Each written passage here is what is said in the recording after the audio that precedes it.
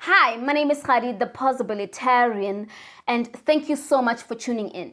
If you've been following my content for some time now, you will realize that there are two phrases that I often just drop in, and these phrases are: no one was born to just suffer and die, and no one is coming to save you, you have to save yourself. And today I want to talk more because those are the strong convictions that I have. Those are the truest truths that I believe, right? I believe for myself and I believe for you that you were not born to just suffer and die. And I also believe that honestly, no one is coming to save you. No one owes you anything. You have to save yourself. So with the second one of saving yourself, I want to explain to you what I mean when I say you have to save yourself. Saving yourself, what does that look like? What does it look like to save yourself? And this is primarily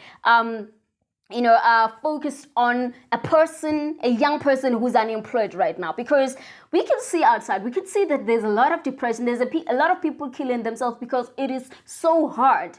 And I know what it is like to grow up poor. I know what it is like to live in lack. I know that. I can connect to that. So we could see that things are getting tougher and tougher every day, and it is not getting any gentle with the young people. So this is for them primarily. A person who is unemployed right now and is just frustrated, depressed, and spiraling out. And we know out there that we saw the unemployed graduates hashtag, right? A lot of graduates are unemployed. They're not jobs, right? So it is so hard, right? And now we also have kids in school. They are trying to study so that they can go to university, graduate, and get a job. You understand what is happening? But to find that that system is no longer working. So now, and also we're talking about the kids who are in school right now, primary school, high school, who are now living in lack. And they're trying to have a better life. And to them, they're saying, you know what, if I can just finish school and then life will be better and then I'll come back and save my home or something like that. You understand what I'm trying to say? So I'm talking to people like the people who are in that kind of situation, who are like drowning in frustration, in depression, in poverty, in things, in lack. You understand? People who are like yearning for that better life, for that improved standard of living. So what does it mean to save yourself, right? So it means two things. The first thing, it means having options. When you have options in life, it will be easy for you to save yourself. Some of you may know my story of when I was 14 years old and deciding that for me to break out of poverty, for me not to die in poverty, I will need to pause in school. The only thing that I had at the time that I knew could save me was to be excellent in school. And I went on to pass so well. And I will tell you that academic achievement for me, it gave me options. I'm at a point whereby right now, because of academic talent is more than just getting 80%, straight A's and things like that in school. Because school, if taught well, like the subjects, if taught well, they equip you with some intangible skills. For me, what I can credit science to, or engineering, is it cultivated how I think. And how I think is what opened me up to the field of strategy, to being self-employed. It opened me up because I knew how to do problem solving. I knew about systems thinking, analytical thinking. You know, so what I'm trying to say here. So from just cultivating my academic talent, I got myself to a point whereby now I had options. When I started my own business, it's because I utilized the skill of research, finding out information. You understand? I got to use the abilities that I've developed. Not that I got them from school, but school developed them because I already had them. You understand what I'm trying to say? Your option may not come from academia. So what I mean when I say you have to save yourself, or what does that look like? The first thing is about having options. You know you have saved your life. You have saved yourself when you have options in life, right? First of all, there are three options in life. And these options are based on having income, right? And I will talk about income. People will say life is not all about money. Life is about money. Not money to say it's all about accumulation of money, but because money is a resource. For you to move from sleeping on the floor to buying a bed, you need money.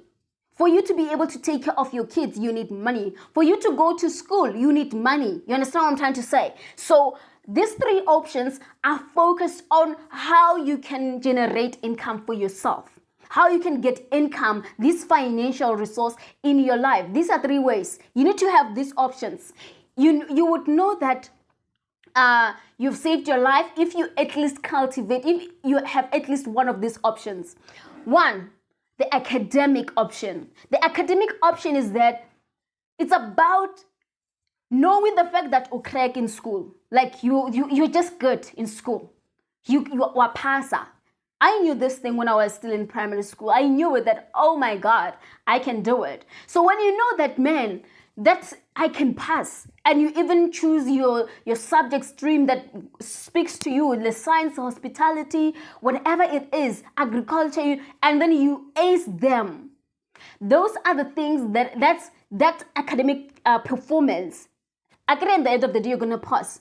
Because if you know that that's your thing, academia is your line, then you would know that if I invest in it, at the end of the day, I'm going to pass. I'm going to excel. So when you excel, we're talking about now getting your results, whether it be, I'll just talk about the matric results. When you have your matric results, if you passed well, you have an option to go to school. You have an option to go to college. You have an option to go to a technicon. You have an option to go to university. You understand what I'm trying to say? You're opening options for you in the line of academia. And if you continue with that thing of studying and performing, what are the chances of you graduate? You're going to graduate. When you graduate, what's going to happen? You're opening yourself to opportunities. You can get a job. You can start your own business with that academic qualification. You know what I'm trying to say? And as you continue with your academic ladder, with the academic journey, you're also developing other skills. You're being exposed to different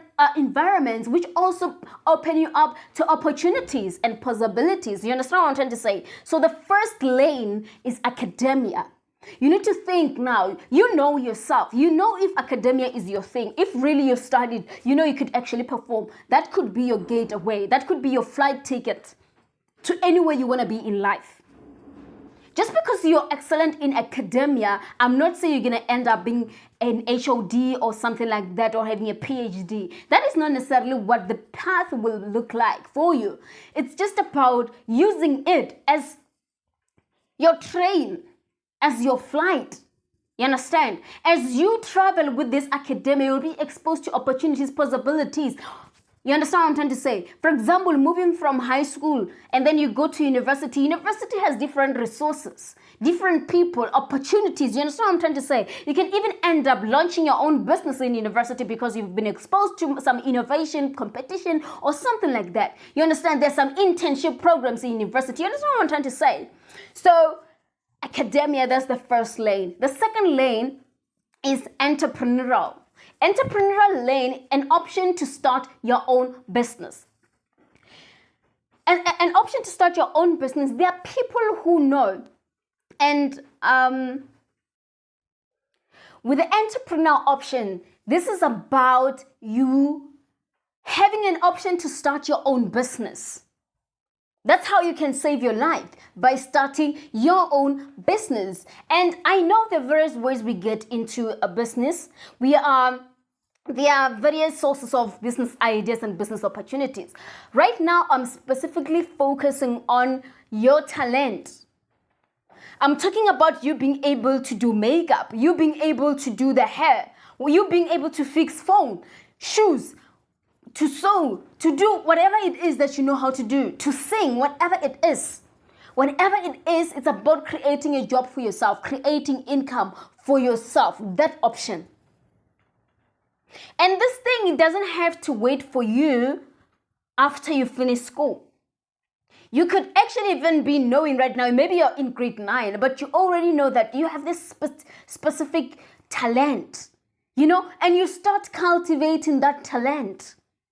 You start, it's just that our society and our system is not designed, our education system is not designed to accommodate people who are not meant for the academic route. People who have talents, who are born to be artists, who are born to create stuff. You understand? It doesn't accommodate, it doesn't accommodate such people. But I implore you to take the leap, to brave this thing, to say, no, man, I know this is how things go, but I know what I want. I know what I'm capable of doing. I know I can start my own business. That's what I'm trying to say. So, saving your life, an option of entrepreneurship can actually save your life. You deciding to say, you know what, I'm going to stop trying to get into school. You could have passed your matric right now, and then you are 32 or something like that, and then you're like, you know what, and you've been trying to apply, go to FET college, it's been hard, with NSFAS or whatever it is, or you don't know who the kids will be, who will look after the kids, anything like that. You could decide right now to say, you know what, I know how to do her, I know how to do that, I can get into business. Or if you don't have a readily available talent, you can develop a particular skill. You could say, you know what, I'm interested in doing hair, but I don't know, I haven't really done hair in a long time, or I've never done hair. So I'm just going to go on and do that one course of hair braiding, whatever, the hair thing, the hair business. And then you get trained, sometimes only for a day, 3 days, and then boom, you're in business. And then you start investing in your business. When it comes to business opportunities, there are lots of them out there. We're not yet there. We're not there with this video. But there are lots of support systems that are there for you as an entrepreneur. So what I'm trying to say is, becoming an entrepreneur is also an option for you. So maybe instead of forcing to go back to school and trying to register with UNISA, FET college, or, maybe start your own business. And if really you want to go to college or to school, after 3 years, you would have raised money to go to school. You can take yourself to school. How about that? So the third option that you have is employment, right? So I talked about the academia route, where you invest in your academic talent and you go on, you excel. You just make it your mission to excel in your school, right? And the second thing is about, you're taking the route of self-employment. You're going to start your own business. You're going to monetize your gift, your skill, your talent, right? The third option is employment. It's about a job, getting a job, which is what a lot of people are looking for, right? And there are no jobs. And this is why it is hard. Why it is hard for you to get a job. This is because there are a lot of you who are looking for jobs, right? And also with companies, you need to understand that you need to be different. So with the employment route, so right now I'm talking to somebody who is unemployed. You could be any age, you finished school, you're not in school, you're home, and you want a job, right? So this is what happens, and you don't have a skill at all. Okay, you may be having some skills, but I'm just talking about someone, people would say, what kind of job are you looking for? And they say anything. I'm talking about you guys. A person who just want a job because you just want income. This is how you go about helping you have options when it comes to jobs, or making you competitive, putting you at advantage so that you can be able to get that job. Decide what kind of job you want. Don't say I want anything. Decide. If you want to be a cashier, decide that's a cashier. If you want to be an executive assistant, a call center agent, whatever it is, decide. Let's say, for example, you want to be an executive assistant, right? You've decided. Go on Google. That's the first thing, right? Go on Google and search about the duties of an executive assistant, right? Okay, this is what they do, this is what they do, this is what they do. This is what is expected of you, your roles and responsibilities. And then go on YouTube and Google to search how to become an executive assistant. What I'm trying to say here is that how to be a better or the best executive assistant. It will teach you about how to do diaries, how to answer calls, how to write emails, things like that. You need to know those things. Here I'm not talking about you going to school and then you learn theory. I'm talking about you knowing how to do the job. Because nowadays, when you get an interview, you're less likely to be interviewed to be asked to hear an interview saying, tell us about yourself.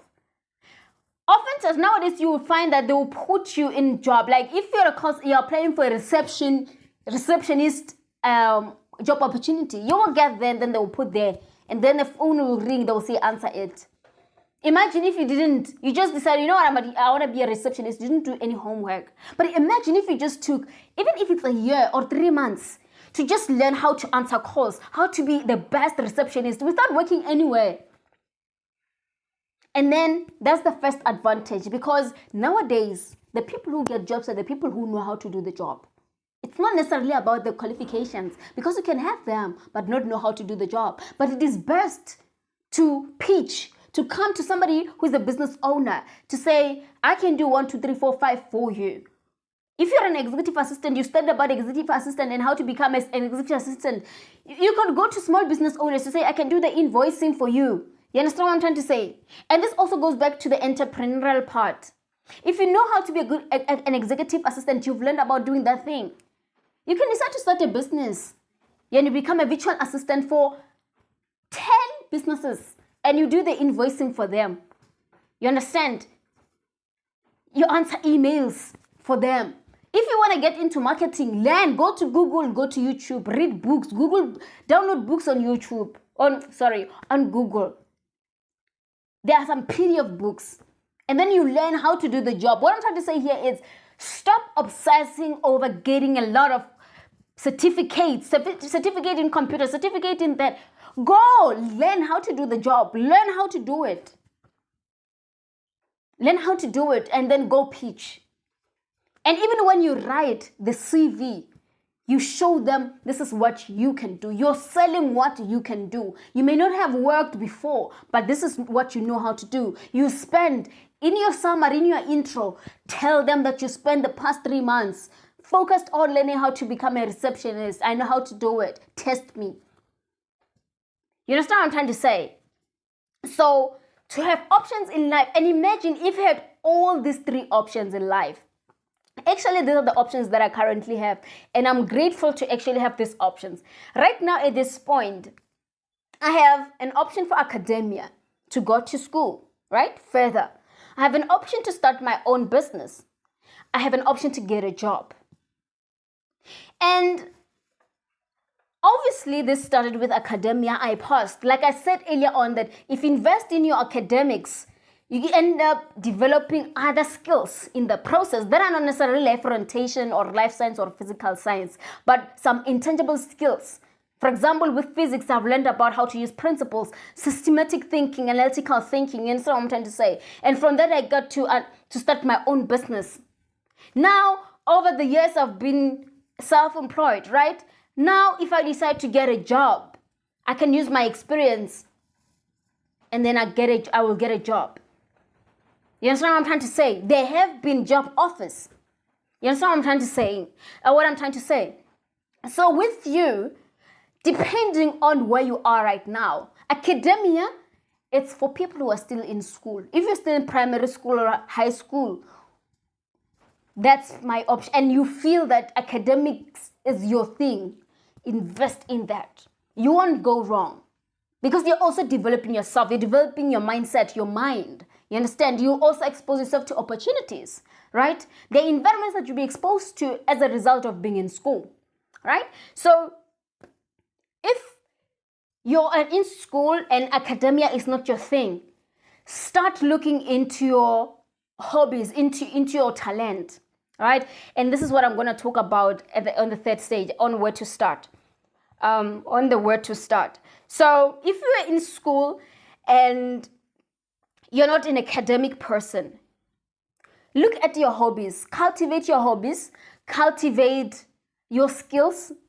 It's not a skill, it's a talent, because a skill is what you learn. Talent is what is embodied in you naturally, right? So whatever that comes naturally to you, develop it. If it's soccer, play soccer more. If it's speaking, public speaking, do that more. If it's teaching others, if it's leading, whatever it is, if it's doing hair, if whatever it is that you can do naturally, maybe you haven't even learned it anyway, you just know how to do it.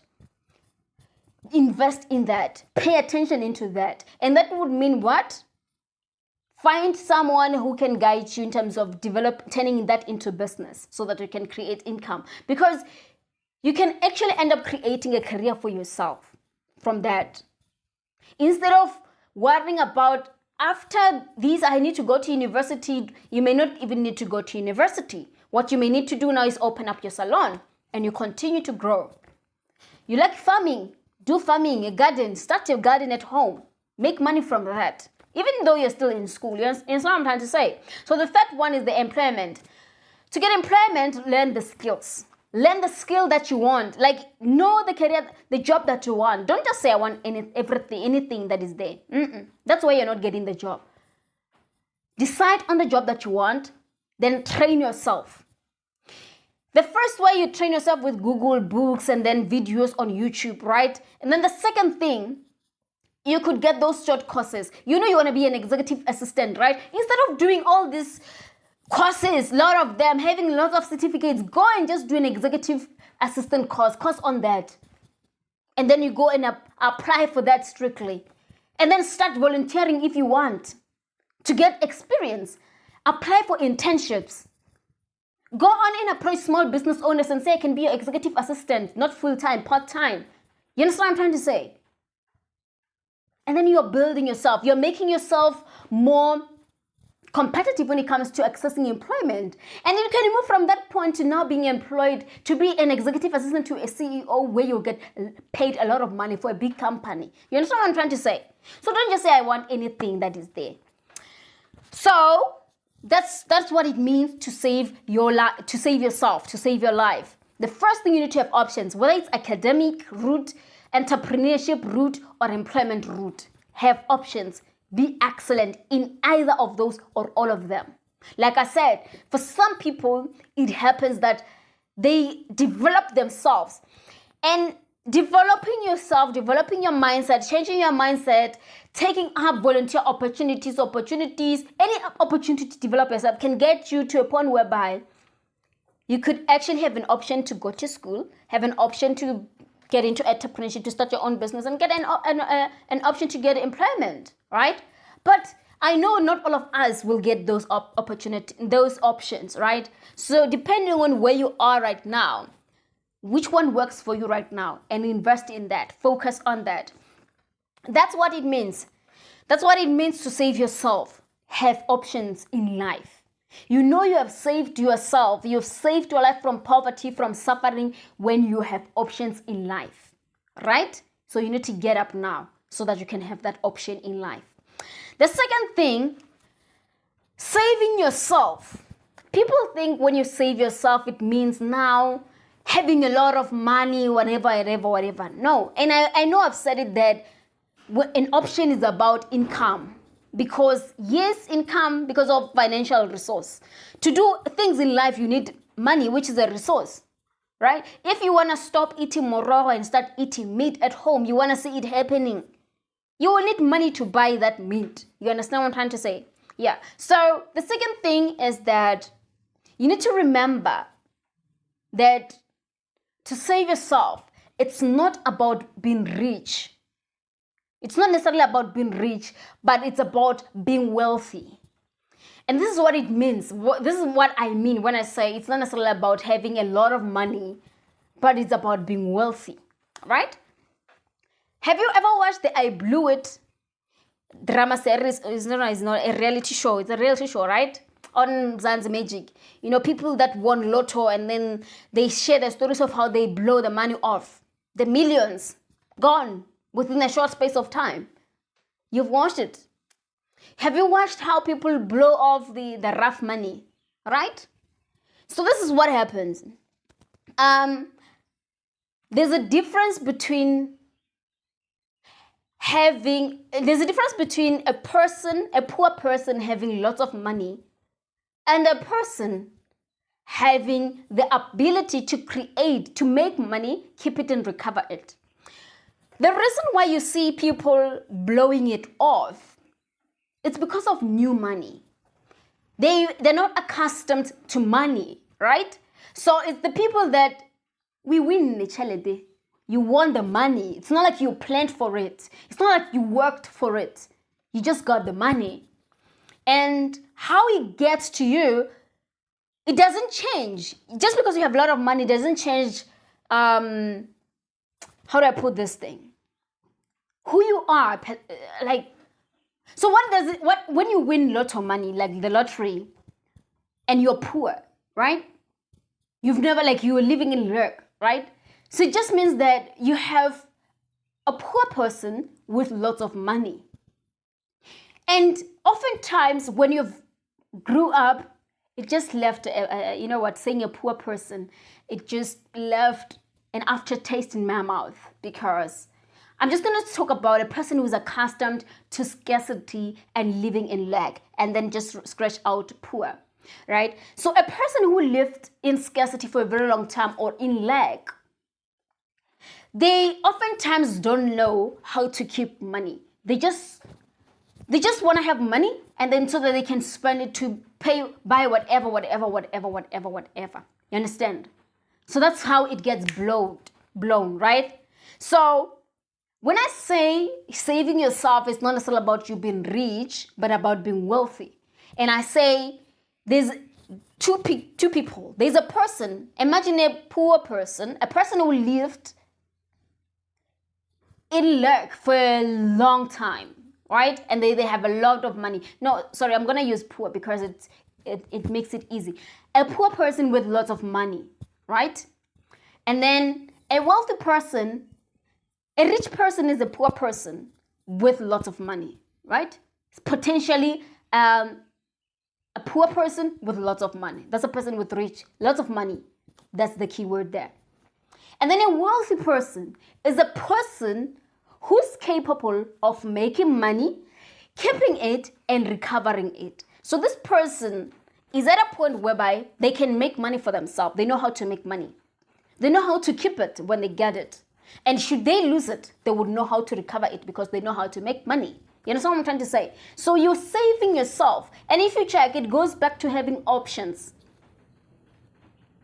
It goes back to going up to having options, because if you check the having options there, I'm trying to get you into the habit of developing something that you can never lose, that nobody can ever take away from you. Whether it's academic talent or smart, right? Whether it's being having an entrepreneurial mindset, knowing how to make money, how to start a business that is profitable, right? How to turn an idea into business. Or whether it's knowing how to upskill yourself to attract employment, how to get and keep a job. That's what I'm trying to say.